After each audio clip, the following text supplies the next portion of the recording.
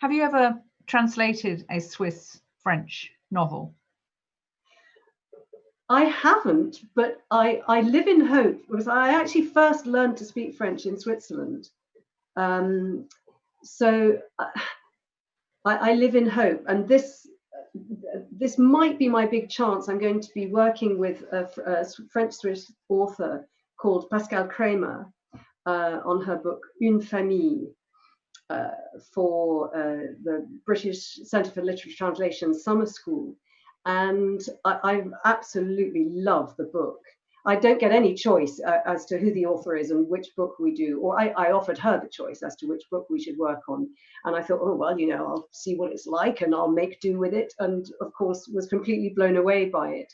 So I'm really, really hope I can find an English language publisher for it. Well, I think I've read it in French as well, and it is an absolutely stupendous piece of work. So let's cross all our Swiss French fingers and everything. But it is interesting that you probably wouldn't even know whether you translated a Swiss French author or a French. You just translate the book, as you've been saying. So it really doesn't matter. It doesn't matter. I mean, obviously you would come across differences. Like in Switzerland, they say 90 and 80 instead of 90 and 80 and things like that. So you might come across things and think, oh, hello, hang on, is this someone different? And then you'd look up in the biog and see, oh, yes, actually, they're not French, they're French speaking. But yes, I really, I'm addressing the book. It would be, I keep making musical comparisons. Well, I'm making acting and musical comparisons, but it would be learning a piece of music by ear, and then finding that the score has been written in some extraordinary way that you've never really seen presented before.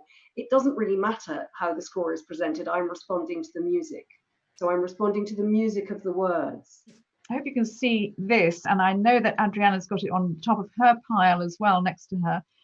This was my first encounter with an Adriana Hunter novel.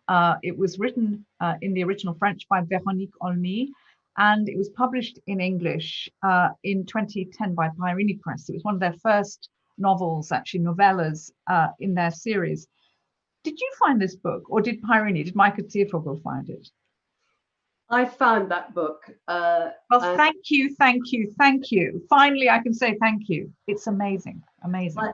I absolutely love that book, and I was desperate to find a publisher for it. And it took me 9 years. And I was given a residency by somewhere called the Villa Gilet in Lyon. And when you get one of these residencies, you're meant to work on something that you've been commissioned to do. You're not meant to just have a jolly in Lyon and pretend to be working. But I said to the people, look, I've got this great list of contracts I'm meant to be working on, but what I want to work on for these 2 weeks that I'm with you, or month or whatever it was, I want to work on this book that I'm desperate to get published.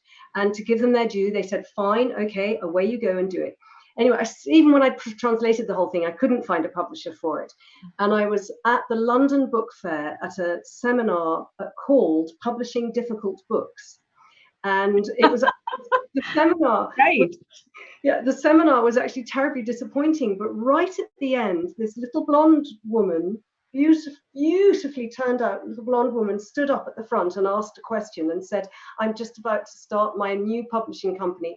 And a radar went up on my head, and I said, this is it, this is my person. And I went up to Maike and I said, I've got this book. I emailed it to her. Maike Ziervogel was the little blonde woman who was perfectly turned out and wearing extraordinarily high heels. Yes. I emailed it to her that evening, and I think within a fortnight we had a contract, and it became their first book. I think a lot of people will be very excited to hear that you are now translating Asterix books as well. I'm very excited about this too, having also, like most French speakers, sort of read them as well. They actually helped me to learn French actually too in the early days. But tell us about how you got to translate Asterix, because it is quite a recent acquisition for you, isn't it? It is, and I mean, it's in a way a very sad acquisition, because the job is only mine because Anthea Bell is no longer with us. and I was incredibly lucky because I was offered it. I mean, I was asked to sort of explain how and why I thought I was suitable for it. And I luckily had enough sort of previous jobs that had involved puns and word games and cultural references, and I absolutely love cryptic crosswords, and I gather Anthea's father was a compiler of cryptic crosswords, and that it was a love of hers as well.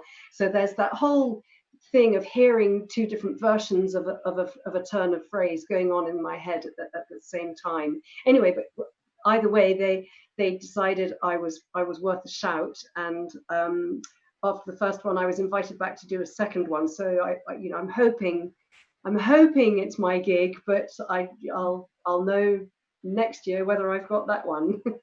It's a wonderful new iteration of Asterix too, because this is the one that I know about is Asterix and the Chieftain's Daughter, and this is, of course, you know, the woman's point of view. She's a young woman. She's called Adrenaline, I think, Adrenaline, and she gives them a run for their money. So this must be quite fun as well, to actually have these really strong, you know, powerful female characters. Well, I mean, working on Asterix is huge fun anyway. I did really like working on the character of Adrenaline because there were so many opportunities to bring in sort of slightly sulky teenage.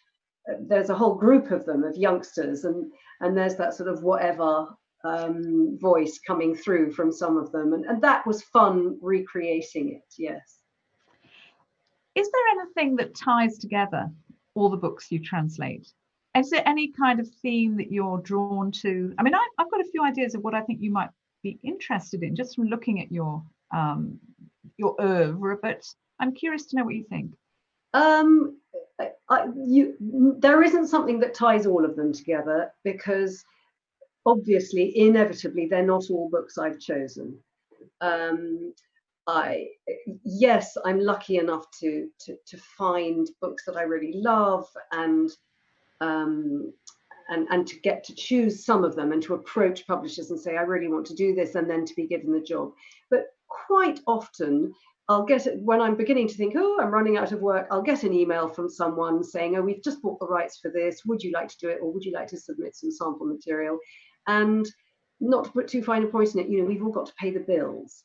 So I'm not saying that every single book I've worked on is something that I adore and have chosen to do. So there wouldn't be an overarching theme to my work. Is there anything you wouldn't translate? I've turned things down.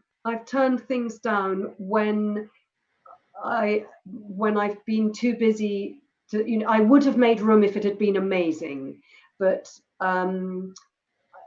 yeah, there are some things that I'm not so keen on, and then also you can get slightly typecast. You know, if you do something very smutty, you keep being offered filthy work, and if you do something that's a beach read, you keep being offered more beach reads. And I suppose my sweet spot is intelligent literary fiction that's about feelings, profoundly about human feelings. And actually, that's one of the things I love about this book by the Swiss author, Pascal Kramer, is it's so emotionally intelligent about a family and how something, I won't, you know, spoiler alert, but there's something that's tearing the family apart, and how the different members of the family respond to that, and what it does to them, what it costs them. So that's the sort of thing I really like. You spoke about having to translate also to pay the bills. It is a job as well as a passion, obviously, for you. Has it made you rich, translating 90 books? No, I don't think anyone's ever going to get rich translating. Very occasionally, you'll get a slightly surprising royalty check. I mean, there was one particular book that I translated, The Sexual Life of Catherine M., which sold an awful lot of books. And I did get a very handsome royalty check, which I think was bigger than my original advance had been. I mean, it was quite a substantial check. but that's the only one. I think that's the only one. Otherwise, it pays well if you work quickly, because you're paid per 1,000 words. And on some books, unfortunately, it's about the same rate, whatever the book's like. But on some books, that is pretty good money, because you can romp through them. And on some books, you're starving in a garret in order to get through it. But it's often the ones when you're starving in the garret that are the most rewarding intellectually. So it's swings and roundabouts. But this is your profession now. This is how you earn your living. Yes. Would you recommend it to others? How do you advise emerging translators? Yes, I would recommend it, because it's such a pleasure. But don't expect to be earning a fortune, and you need to be realistic, and you need to be really committed. I think it's really tough to get in, and you need to work at it. You need to work at it and do the research to set yourself up in the first place. Have you noticed in the 20 years or so that you've been translating, publishing French into English, a change in the role of the translator in public? I think translators are more in the public eye now. When I first started translating, you'd be really lucky if your name was on the cover of the book. You know, it would be somewhere obscure inside. And there was quite a strong movement of translators who wanted more recognition. I actually probably made myself slightly unpopular, because I really care about the book. And if the fact that it's been translated is going to put some readers off, if they pick it up in their bookshop and go, oh God, no, it's translated, I don't want to read that, then I'd rather my name was somewhere right at the back where people in the profession can go, oh, who did this? It's quite good, or it's rubbish, you know, depending on what they think of my work. But I wasn't desperate for the general public to know who I am. It's a professional job, and I needed people within the profession to know. But I think nowadays, yes, there is much more recognition. It may also be that I've got to a stage in my career where I feel more public, where I am invited to speak on a panel or to judge a prize or something like that. So that it may be a personal impression. But yes, I feel as if translators are more in the public eye, and we're cited more in reviews.